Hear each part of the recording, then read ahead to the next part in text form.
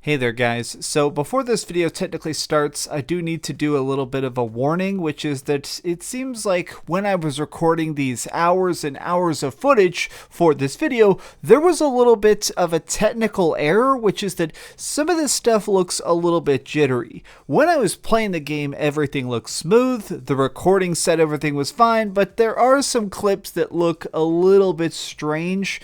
And I do think it is just because this is early access. I think the frame rate or something kind of messed up my recording program. But this is a positive video, but just be aware that some of the visuals look a bit funky. Okay, so now here's the video itself.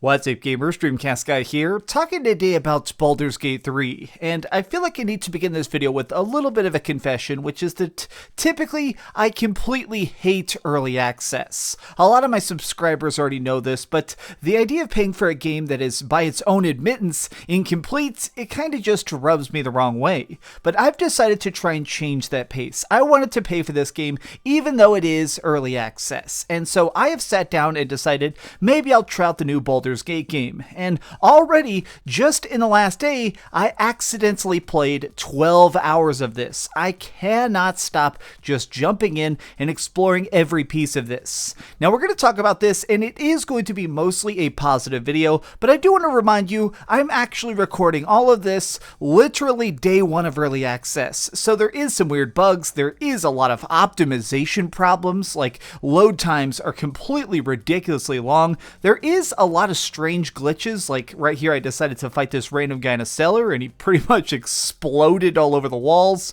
A lot of stuff in this game is visually messed up, but when it comes to the actual components that are finished and in the game, like the story and just the fighting and stuff, it is so freaking polished. This is easily, and I'm just being dead serious right now, this is easily the best early access I have ever played, and that's not a joke. It is just so refined. The parts that are done are fantastic. So what is Baldur's Gate? Perhaps you've never actually tried a game like this, or you think it's something like Diablo by seeing this like isometric viewpoint. Well, in a nutshell, this is basically like digital Dungeons and Dragons. It's a way for you to create your own custom hero and go on a giant, expansive, hundreds of hour-long journey with your own little cast and companions. Now, in this early access version, we only have Act 1 of what will be a giant structure, but even with just Act 1, this is about 30 hours of main story, with of course a lot of side quests, optional objectives, and a lot of fun stuff to do.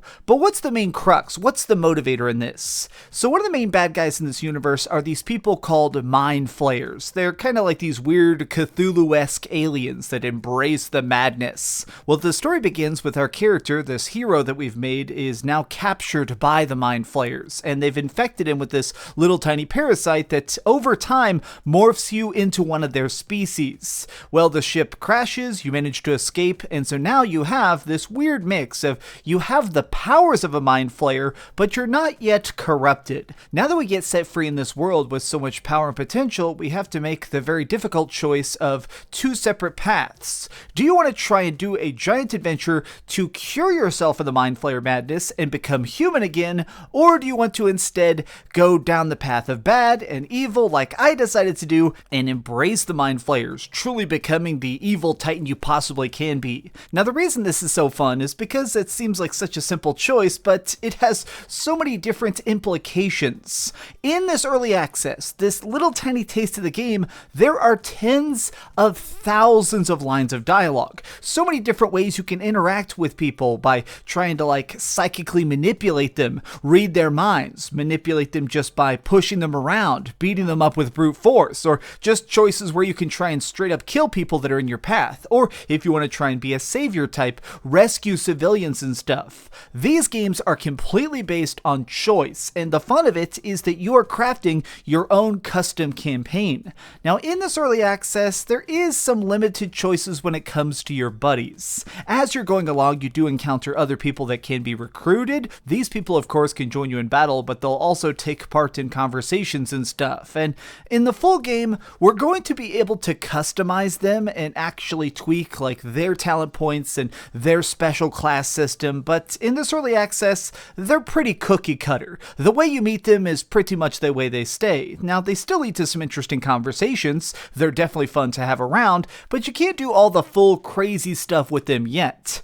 Now let's talk about the battles, because this is the thing that I think completely makes or breaks Baldur's Gate. This developer are the people that made Divinity Original Sin. If you played the Divinity games, as you know, they have very slow and very, very brutal combat. This is essentially just Dungeons and Dragons, which means that if you try and be careless and run into a room full of goblins, you're going to die and get a game over incredibly quick. Or if you try and do something like don't actually do a saving throw and check around every corner, you could end up being blindsided and have acid all over your face. I mean, being careful is a huge part of this, and it takes some practice. If I could give you a giant piece of advice and something you need to absolutely do, save often. Press the save button all the freaking time. Just create some save states, because you are going to accidentally stumble into your own demise periodically. It's pretty much unavoidable, but that's also been the fun of Dungeons and Dragons. Now, when a fight breaks out, the best thing to do is try and always outmaneuver your opponents, whether they be demons, other styles of mind flayer, brain eaters, or just random bandits and stuff who want to try and steal your loot. When you fight in this game, pretty much everything in the environment can also be used as a weapon. You can explode barrels, electrify puddles on the ground, or if you just want to be really creative, maybe you could do something like use your turn instead to try and just jump past somebody and try and lure them into a trap of your opponents. There are also a lot of magical abilities that you and your companions can use, the way you can stagger somebody, completely knocking them off balance, or just straight up light them on fire and just say, screw all the fanciness, I'm gonna melt you alive. I've always really loved the style of Dungeons & Dragons combat because it's just so full of different depth, and I do like that there's so many different times where you can make a completely terrible, fatal mistake. Now, normally I play a dark elf, or what's called a drow, and as you can see, my drow is a rogue, which means typically I like to sneak around with a giant sword and a really strong bow and try and do some huge sneak attacks for like double, triple, or 6 times damage or whatever. And the reason I've always played like this is because it is just absolutely thrilling to come around the corner, see a couple opponents, and they haven't engaged combat yet, and so I get the chance to select the one I want to murder and just absolutely explode them with a humongous attack before they can even react. This reduces their numbers, it makes it easier to win, and really it just gives you so many different choices. Now again, I just want to really try and reinstate here, this is just digital Dungeons & Dragons, which means there are a lot of dice rolls.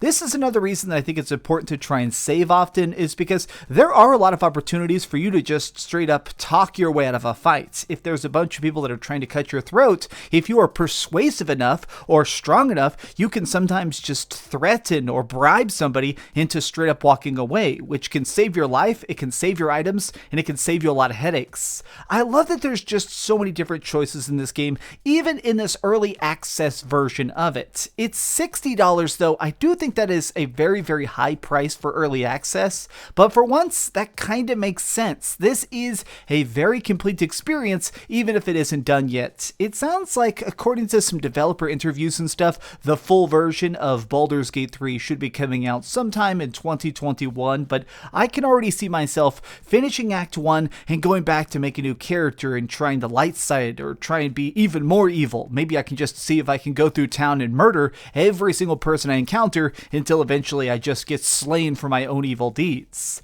The options are practically endless. Well, I actually only made this video because so many of y'all have been asking about it, and I just want to thank all the subscribers who directly said, Dreamcastguy, just try the game out, because I don't think I even would have actually sat down and played all these hours of Baldur's Gate 3 without all your nice comments, so thank you all for the inspiration. Well, if you enjoyed this video, please smash the like button, share it if you want, and of course subscribe if you haven't already, but do me the biggest favor of all, and keep dreaming.